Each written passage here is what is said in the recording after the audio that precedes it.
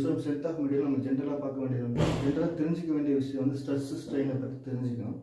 அதை வந்து நான் சிம்பிளாக உங்களுக்கு நான் சொல்ல ட்ரை பண்ணுறேன். ஸ்ட்ரெஸ்ஸுலாம் ஒன்றும் கிடையாது. ஒரு சின்ன ஏரியாவில் நம்ம லோடு கொடுத்தோம்னா அந்த ஏரியா வந்து எவ்வளோ லோடு வந்து ரெசிஸ்ட் பண்ணும் அப்படின்றத சொல்கிறது தான் ஸ்ட்ரெஸ்ஸு. அது டெஃபினேஷன் என்ன சொல்கிறாங்கன்னா resisting load per unit area, அதுதான் ஸ்ட்ரெஸ்ன்னு சொல்கிறாங்க. ஸ்ட்ரெஸ்ஸோட இது பார்த்தீங்கன்னா stress is equal to by area L divided by A, அது யூனிட் வந்து newton by mm square. Dimension வந்து பார்த்தீங்கன்னா L-2 T-1. இது வந்து டைமென்ஷன், இது வந்து யூனிட். ஸ்ட்ரெயின்னா ஒன்றும் கிடையாது, change in length by original length. நம்ம ஒரு லெவல் பண்ண எடுத்துருக்கோம், அது நார்மலாக என்ன லென்த் இருக்குது, அது நம்ம கொஞ்சம் இழுத்ததுக்கப்புறம் என்ன லென்த் ஆகும் அப்படின்றது அந்த டிஃப்ரென்ஸ் தான் நம்ம ஸ்ட்ரெயின்னு சொல்கிறோம். ஸ்ட்ரெயின் வந்து ஒன்றும் கிடையாது, change in length by original length. இதுக்கு யூனிட் வந்து எதுவுமே கிடையாது, நோ யூனிட். ஸ்ட்ரெஸ் வந்து டைரக்ட்லி ப்ரொபோர்ஷனல் டு ஸ்ட்ரெயின், அதுக்கு இன்ஸ் மாடுலஸ் கான்ஸ்டன்ட் வரும். ஸ்ட்ரெஸ் ஸ்ட்ரெயின் கர்வை பற்றி நம்ம தெரிஞ்சுக்கணும். இந்த ஒய் ஆக்சிஸில் இருக்க வந்து ஸ்ட்ரெஸ், எக்ஸ் ஆக்சிஸில் இருக்கு ஸ்ட்ரெயின். நம்ம இப்போ வந்து நம்ம ஒரு ஜென்ரலாக வந்து ஒரு ராடு எடுத்து டென்சைல் ஸ்ட்ரெஸ் பண்ணோம்னா, டென்சைலாக நம்ம லோடு கொடுத்தோம்னா அது எப்படி பிஹேவ் பண்ணுன்றதை வந்து நம்ம சொல்கிறது தான் இந்த ஸ்ட்ரெஸ் ஸ்ட்ரெயின் கர்வ். நம்ம FE250 தான் நம்ம எடுப்போம். FE250 தான் இந்த கர்வ் கரெக்ட், இந்த கர்வ் செட் ஆகும். FE250 வந்து பார்த்தீங்கன்னா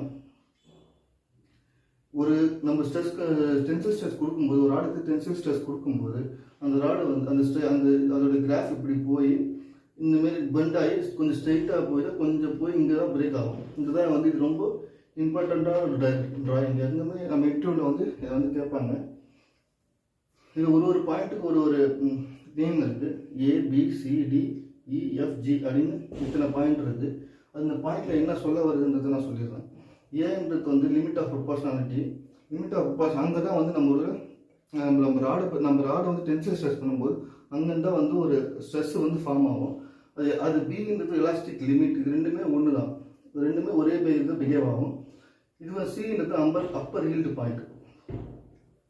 ஒரு இடத்துக்கு மேலே அந்த ஸ்ட்ரெஸ் நம்ம கொடுக்கும்போது ஒரு இடத்துக்கு ஒரு சி பாயிண்ட்ல தான் கொஞ்சம் வந்து அப்பர் ஹீல்டு பாயிண்ட், கொஞ்சம் ஹீல்டு ஆகிறது நமக்கு கண்ணுக்கு தெரியும். கொஞ்சம் சுருங்குற மாதிரி ஒரு விஷயம் வந்து இதுக்கு வரும். அதுக்கப்புறம் சடனாக பிரேக் ஆகி சடனாக டவுன் ஆகி DE இந்த ஸ்ட்ரெயிட் எக்ஸ் ஆக்சிஸில் நம்ம போகும். இது வந்து பார்த்தீங்கன்னா ஹீல்டு ஸ்ட்ரெஸ்ன்னு சொல்கிறாங்க. எந்த ஒரு சேஞ்சஸுமே இல்லாமல் அப்படியே ஸ்ட்ரெயிட்டாகவே போகும். எந்த ஒரு மாற்றமும் அந்த ராடை நம்ம பார்க்க முடியாது. அது உள்ளே அந்த ஹீல்டு ஸ்ட்ரெயின் மாதிரி அப்படியே ஸ்ட்ரெயிட்டாக போகும். அதுதான் வந்து எக்ஸ் ஆக்சிஸ்லேயே ட்ரைவ் ஆகுது. அப்புறம் வந்து கொஞ்சம் அந்த ஹீல்டு வந்து கொஞ்சம் அதிகமாகும்போது எஃப் பாயிண்ட் இருக்கும். அந்த எஃப் வந்துட்டு வந்து அல்டிமேட் ஹீல்டு பாயிண்ட் ரீச் ஆனதுக்கப்புறம் சடனாக பிரேக் ஆகி பிரேக்கிங் பாயிண்ட் நம்ம ரீச் ஆகிடும். இதுதான் வந்து ஸ்ட்ரெஸ் ஸ்ட்ரெயின் வந்து நமக்கு சொல்கிற ஒரு லெசன் இது. ஓகே ஃப்ரெண்ட்ஸ், இது உங்களுக்கு யூஸ்ஃபுல்லாக இருக்கும்னு நம்புகிறேன். தேங்க்யூ.